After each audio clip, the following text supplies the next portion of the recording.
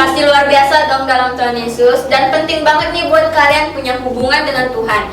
Biar lebih mantap lagi, kita punya ayat mingguan nih. Nah, ayat mingguan untuk minggu ini adalah Ulangan 31 ayat 6. Kuatkan dan teguhkanlah hatimu, janganlah takut dan jangan gemetar karena mereka, sebab Tuhan Allahmu, Dialah yang berjalan menyertai engkau. Ia tidak akan membiarkan engkau dan tidak akan meninggalkan engkau. Nah teman-teman, kita baca ulang lagi yuk. Ulangan 31 ayat 6. 1, 2, 3. Kuatkan dan teguhkanlah hatimu, janganlah takut dan jangan gemetar karena mereka, sebab Tuhan Allahmu, Dialah yang berjalan menyertai engkau. Ia tidak akan membiarkan engkau dan tidak akan meninggalkan engkau. Amin. Sama-sama kita percaya ayat ini dapat menjadi renungan untuk kita semua selama 1 minggu ke depan. Nah, buat kawan-kawan yang punya prayer request, bisa DM ke IG Next Gen My Home Dan hubungi nomor WhatsApp berikut ini. Nah, bentar lagi kita akan masuk pujian penyembahan nih. Pastikan kalian persiapkan hati dan pikiran kalian. Dan cari tempat yang kalian suka. Oke, selamat beribadah. Selamat beribadah. Hai, Shalom Next Gen, apa kabar kalian? Aku percaya kita diberkati pada pagi hari ini. Sebelum kita memasuki pujian dan penyembahan kita, mari kita bersatu dalam doa.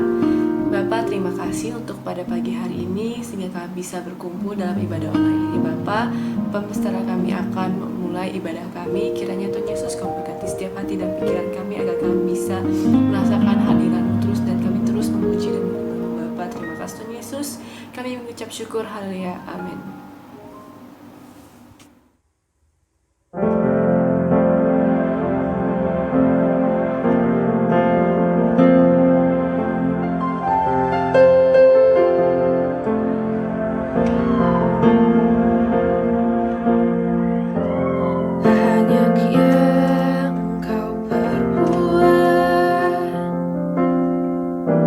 Di dalam hidup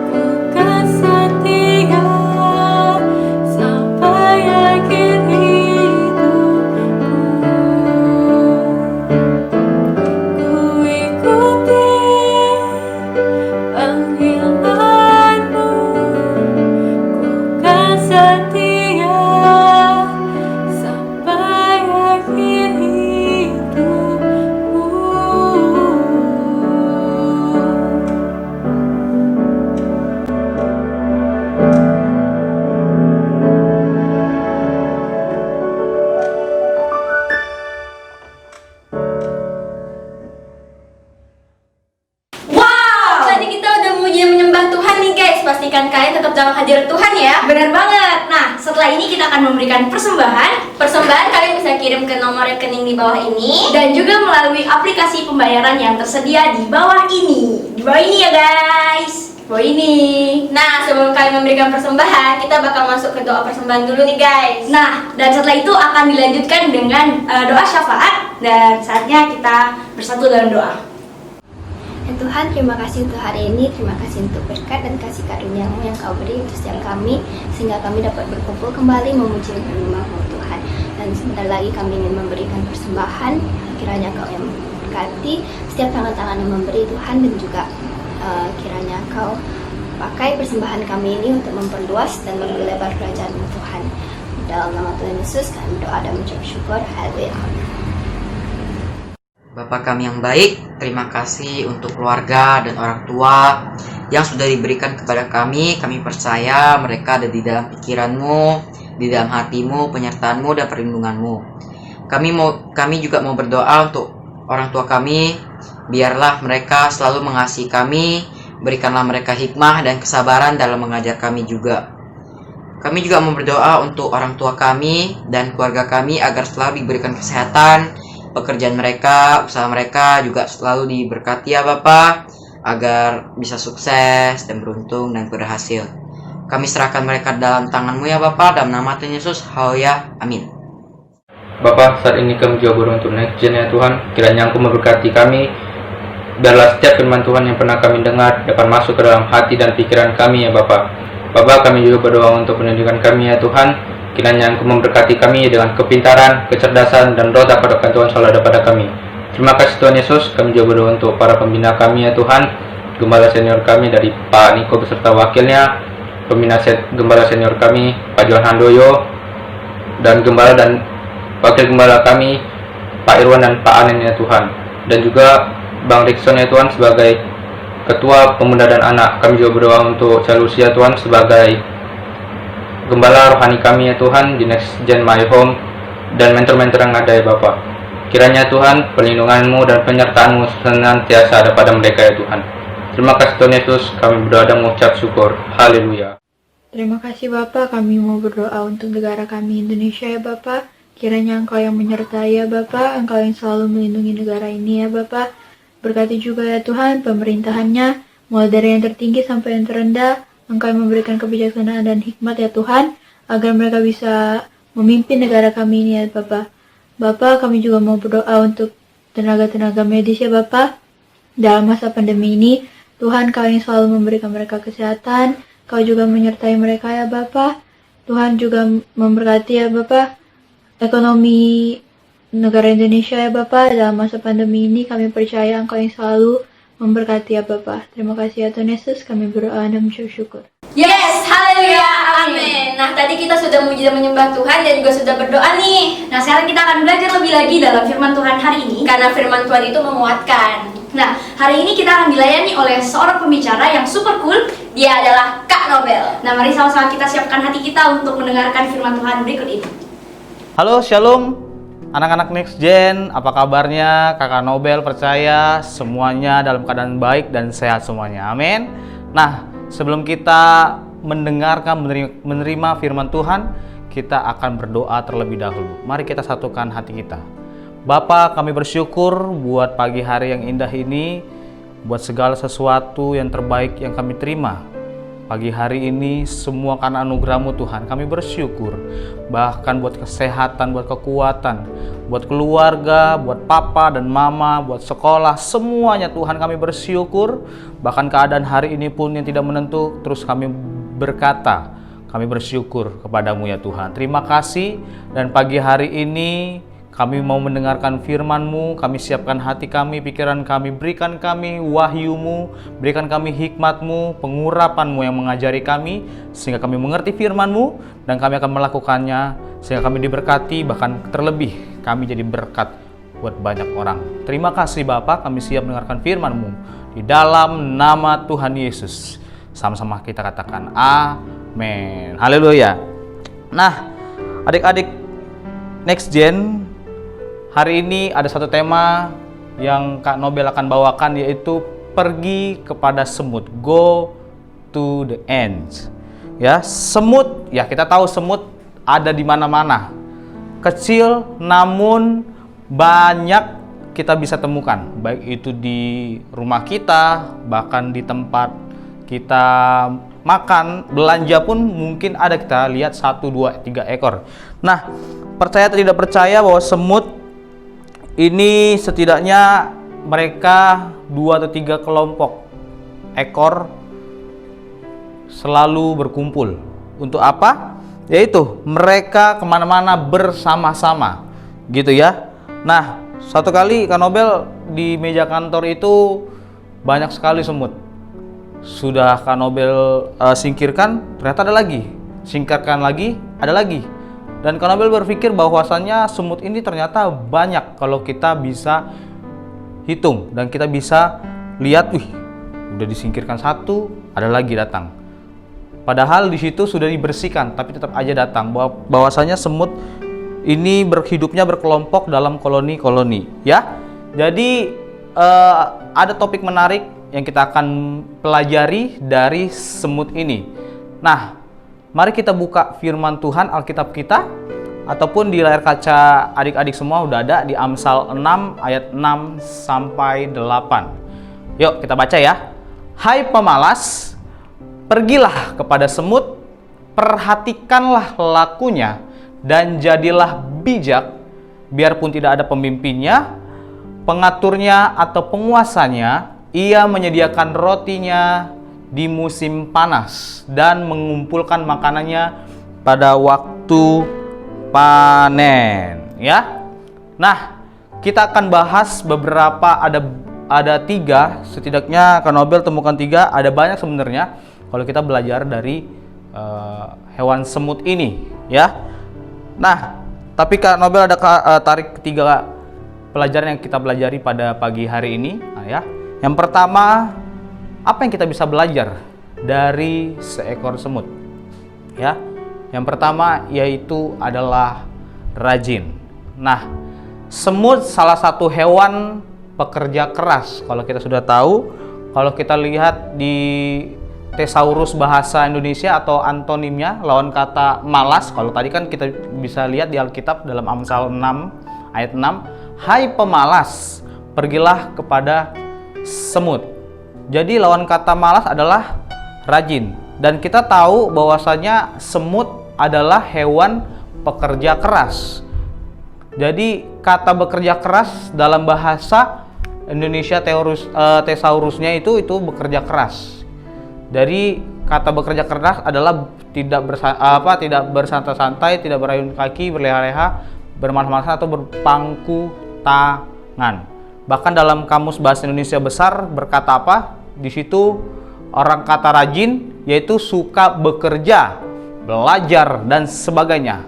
Getol atau sungguh-sungguh bekerja, selalu berusaha dan giat. Jadi bahwasanya semut adalah pekerja keras, ya. Jadi hal yang pertama kita akan pelajari bahwa semut ini yaitu rajin. Pertanyaannya, hal apa yang membuat kita rajin atau bekerja keras? Yaitu dalam Yohanes 14 ayat 12, aku berkata kepadamu, sesungguhnya barang siapa percaya kepadaku, ia akan melakukan juga pekerjaan-pekerjaan yang aku lakukan, bahkan pekerjaan-pekerjaan yang lebih besar daripada itu. Sebab aku pergi kepada Bapa, dan apa juga yang kamu minta di dalam namaku, aku akan melakukannya, supaya Bapa dipermuliakan di dalam anaknya. Jika kamu meminta sesuatu kepadaku dalam namaku, aku akan melakukannya. Nah, apa sih yang membuat kita bisa rajin atau bekerja keras? Ya, hal yang pertama, kita mempunyai motivasi, kita punya passion atau kita punya visi dalam hidup kita. Ya, waktu kita mengerjakan sesuatu dan berulang kita bekerja ataupun kita kerjakan di dalam rumah, baik itu membantu orang tua, baik itu pekerjaan sekolah gitu ya, belajar sekolah, bahkan apapun yang kita lakukan, kita membuatnya menjadi semangat karena ada motivasi. Oh, aku mau jadi, contoh ya, aku mau jadi seorang polisi, ataupun aku mau menjadi seorang desainer. Dan pasti Orang itu rajin karena ada motivasi dalam hidupnya, ada visi dalam hidupnya. Terlebih waktu Yesus tinggal dalam hidup kita, kita percaya, mengaku, mulut dan hati percaya bahwa Yesus adalah Tuhan dan Juru Selamat dalam hidup kita, ada Yesus dalam hidup kita, pasti terlebih itu akan membuat kita sangat semangat, sangat bergairah. Kenapa? Karena Yesus tinggal dalam hidupmu dan hidupku.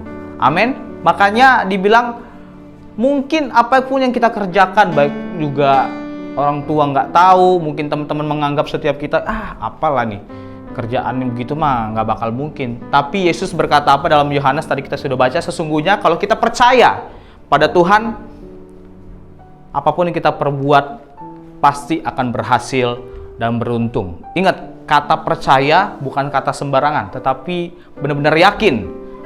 Sehingga kita bisa mengerjakan sesuatu yang mungkin bagi manusia itu mustahil, tapi bagi Tuhan itu mungkin. Selagi kamu masih muda, ayo belajar untuk rajin, bekerja keras.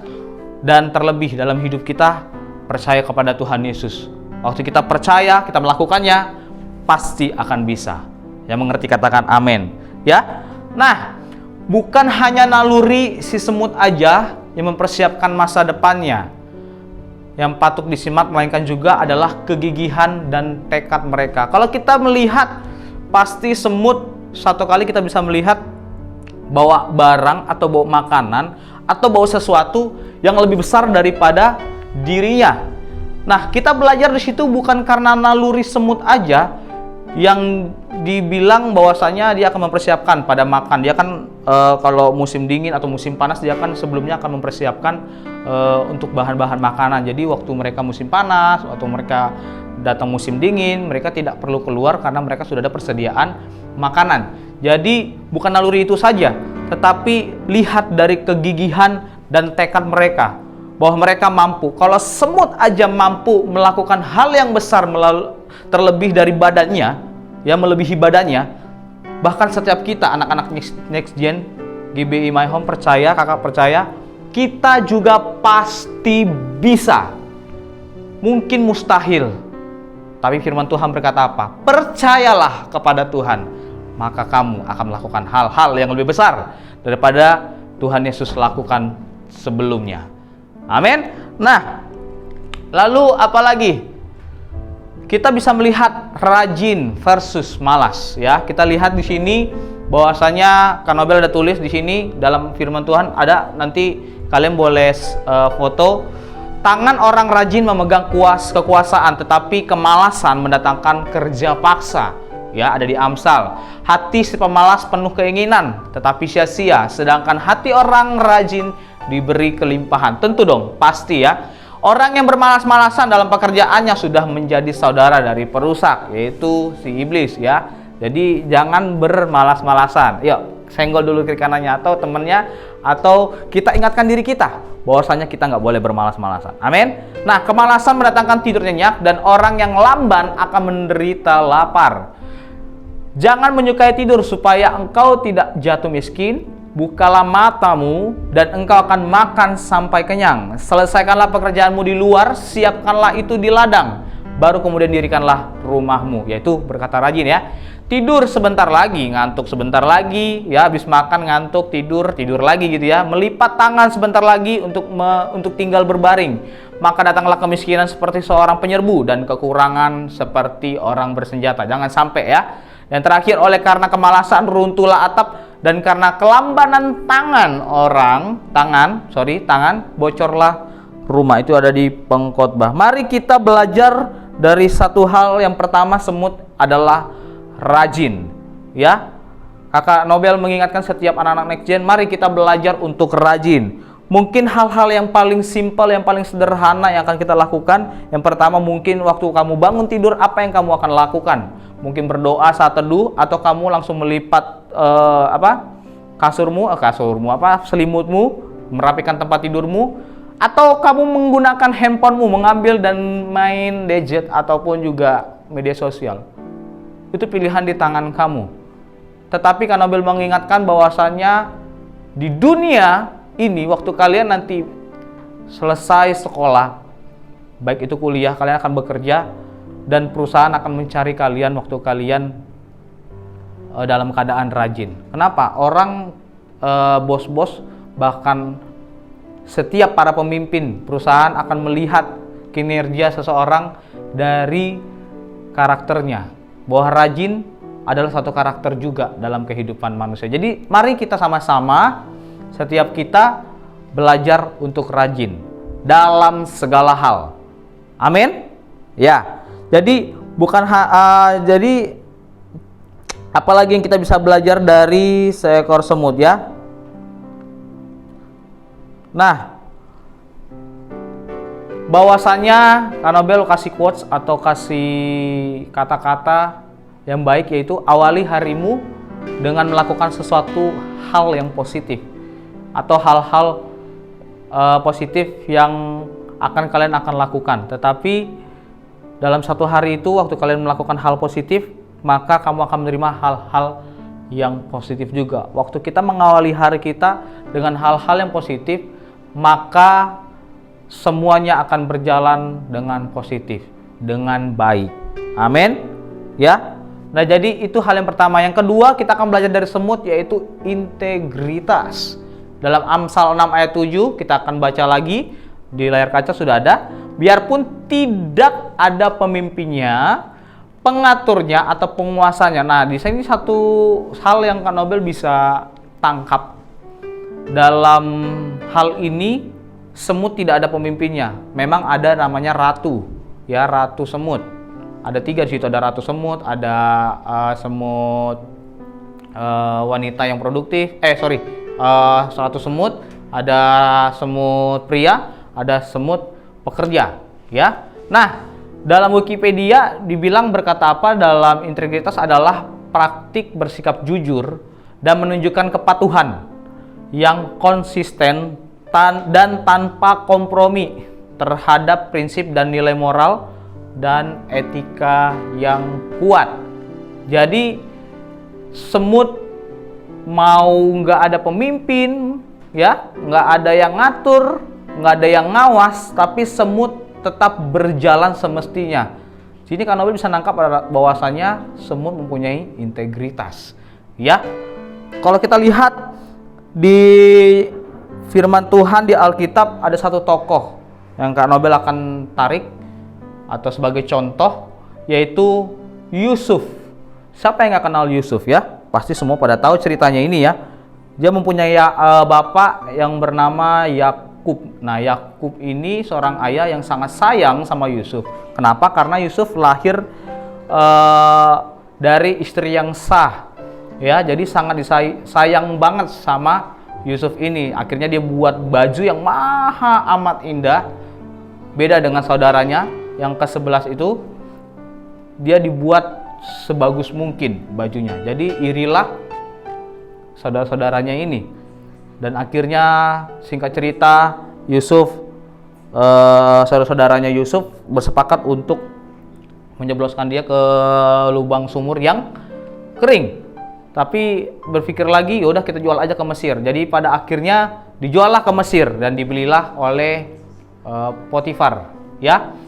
Dan di dalam rumah Potifar, Yusuf dipercayakan banyak segala hal, ya, di dalam rumah Potifar ini, ya, kecuali istrinya Potifar. Nah, kalau kita lihat dalam Kejadian 39 ayat 8 sampai 9, kita baca di layar kaca, tetapi Yusuf menolak dan berkata kepada istri tuannya itu, dengan bantuanku tuanku itu tidak lagi mengatur apa yang ada di rumah ini, dan ia telah menyerahkan segala miliknya pada kekuasaanku. Bahkan di rumah ini ia tidak lebih besar kuasanya daripadaku, dan tiada yang tidak diserahkan kepadaku selain daripada engkau, ya, kecuali, ya, sebab engkau istrinya. Bagaimanakah mungkin aku melakukan kejahatan yang besar ini dan berbuat dosa terhadap Allah? Inilah yang disebut dengan integritas, ya, integritas. Yusuf ini selalu terus digoda sama istri Potifar ini. Dilihat karena kenapa? Yusuf sangat elok dan cakap parasnya, ya. Jadi istri Potifar ini naksirlah sama Yusuf. Tetapi waktu digodanya Yusuf, digoda terus. Ini kan bukan sekali dua kali, tapi terus berlanjut sampai pada satu titik Yusuf ini benar-benar istri Potifar ini sangat menginginkan Yusuf. Tapi Yusuf bilang apa? Bagaimanakah mungkin aku melakukan kejahatan yang besar ini dan berbuat dosa terhadap Allah. Jadi Kak Nobel simpulkan bahwasanya Yusuf mempunyai integritas. Mau dilihat ada Potifar, mau nggak dilihat ada Potifar, mau ada nggak ada orang, Yusuf tetap mempunyai integritas. Bahwasanya saya harus takut akan Tuhan. Integritas sama dengan takut akan Tuhan. Ya, dibilang apa takut akan Tuhan adalah membenci kejahatan. Dalam Amsal 8 ayat 13, aku membenci kepada kesombongan, kecongkakan, tingkah laku yang jahat dan mulut penuh tipu muslihat. Ya, jadi Yusuf dalam dirinya mempunyai integritas. Mau nggak ada orang, mau ada orang, baiklah teman-teman Next Gen, kita tetap berlaku sebagaimana semestinya. Apa yang kamu lakukan dengan handphonemu waktu orang tidak ada? Apa yang kamu lakukan pada handphonemu waktu kamu sendirian? Pergunakanlah gadget ini menjadi sesuatu yang positif, bukan sesuatu yang suka-suka. Mari belajar bahwasanya setiap kesempatan demi kesempatan yang Tuhan berikan bagi kita, kita gunakan untuk hal-hal yang penting, hal-hal yang membangun dalam hidupmu, hal-hal yang positif dalam dirimu, maka Tuhan akan melihat dan memberkati engkau. Lihat Yusuf. Yusuf menjadi orang nomor 2 di tanah Mesir. Ya, karena ada integritas dalam dirinya, ada kejujuran dalam dirinya, ada takut akan Tuhan. Bagaimana mungkin aku bisa melakukan hal ini? Masa aku harus berdosa kepada Tuhan? Itulah integritas. Kita harus berlaku sebagaimana semestinya, hal-hal yang positif. Amin. Nah, itu hal yang kedua. Dan yang terakhir, apa yang kita bisa belajar dari semut? Amsal 6 ayat 8 berkata apa? Ia menyediakan rotinya di musim panas dan mengumpulkan makanannya pada waktu panen. Nah, dari tadi kan Kak Nobel ada lihat kasih semut, ya kan? Ini semut apa sih, Kak Nobel? Ya, ini semut yang ada di waktu di petani, waktu mau padi mau disiap untuk dituai. Nah, ini semut ini. Kalau kurang lebih kalau di kita kayak semut merah gitu ya. Nah, semut ini sangat rajin. Dia mempunyai integritas dan dia mempersiapkan segala sesuatu pada waktunya. Nah, Amsal 6 kita baca tadi, ia menyediakan rotinya pada musim panas dan mengumpulkan makanannya pada waktu panen. Amsal 6 ayat 8 ya. Yaitu bahwasanya kita harus prepare. Kita harus mempersiapkan segala sesuatu. Waktu kita masih sekolah, kita mempersiapkan segala sesuatu. Jangan sampai kita terburu-buru. Waktu kita mempunyai PR, mari kita kerjakan. Prepare apa yang kita perlu persiapkan, ya. Apa yang perlu kita gunakan untuk belajar kita. Mungkin akan lulus, kita akan mau sekolah apa. Nah, mari kita lihat apa yang perlu kita persiapkan untuk nanti sekolah yang akan kita tuju. Mungkin kita akan pilih dulu sekolah apa, SMA mungkin kan, ataupun kita sudah lulus SMA, kuliah mau kuliah apa, kita mau seperti apa. Kita perlu prepare semuanya. Kadang mungkin kita maunya seperti ini, mungkin orang papa dan mama maunya seperti ini. Tapi kita perlu yang namanya persiapan. Ya, tentu waktu kita persiapkan kita serahkan sama Tuhan Yesus ya. Jadi kita anak-anak Tuhan perlu mempersiapkan segala sesuatu yang baik untuk masa depan kita, mau sekolah atau kuliah atau banyak hal yang perlu kita persiapkan ya. Sebagai contoh, kita akan menghadapi ujian contohnya ya. Jadi kita harus belajar sungguh-sungguh, kita kerjakan, kita siapkan semuanya, kita hafal setiap pelajaran-pelajaran yang kita hadapi gitu ya, ujiannya. Jadi prepare-lah dalam segala sesuatu. Bahkan terlebih kita harus mempersiapkan kedatangan Tuhan Yesus yang kedua kali. Dalam Efesus 5 ayat 15 sampai 16 berkata apa? Karena itu perhatikanlah dengan saksama bagaimana kamu hidup. Janganlah seperti orang bebal, tetapi seperti orang arif.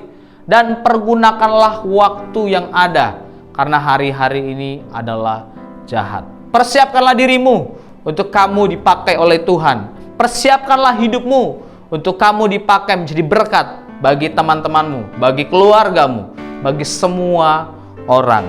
Jadi 3 hal ini yang kita dapat belajar dari semut. Firman Tuhan dibilang apa? Rajin, integritas, dan persiapkan segala sesuatu. Masa depanmu, visimu, mimpimu. Apa itu? Kamu harus persiapkan. Amin. Baiklah, Tuhan Yesus memberkati. Mari kita bersatu di dalam doa. Bapa, kami bersyukur buat pagi hari yang indah ini. Kami tahu Tuhan, kami terus belajar untuk menjadi seorang yang rajin, yang mempunyai integritas. Bahkan dalam hidup kami mempersiapkan segala sesuatunya. Bahkan terlebih kami mempersiapkan untuk kedatangan-Mu. Bagaimana hidup kami memperhatikan hidup kami ya Tuhan. Terima kasih, berkati anak-anak-Mu yang sudah mendengarkan firman-Mu, bahkan juga hamba-Mu ya Tuhan. Kami tahu firman ini akan menjadi rema dalam hidup kami, karena kami akan membawanya dalam seumur hidup kami. Karena kami tahu Tuhan, Engkau memberitakan bagi kami dalam firman-Mu, belajar kepada semut, pergi kepada semut. Kami tahu ada sesuatu hal yang sangat penting bagi kami. Terima kasih Bapa. Berkati anak-anak Next Gen GB My Home, dimanapun mereka berada. Mungkin mereka yang sakit, Tuhan sembuhkan. Mereka yang saat ini kesepian, Tuhan berikan penghiburan.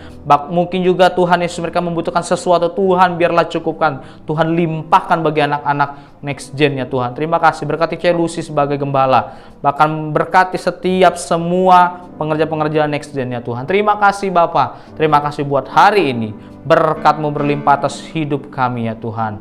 Terima kasih Bapa. Di dalam nama Yesus kami berdoa. Haleluya. Amin. Tuhan Yesus memberkati.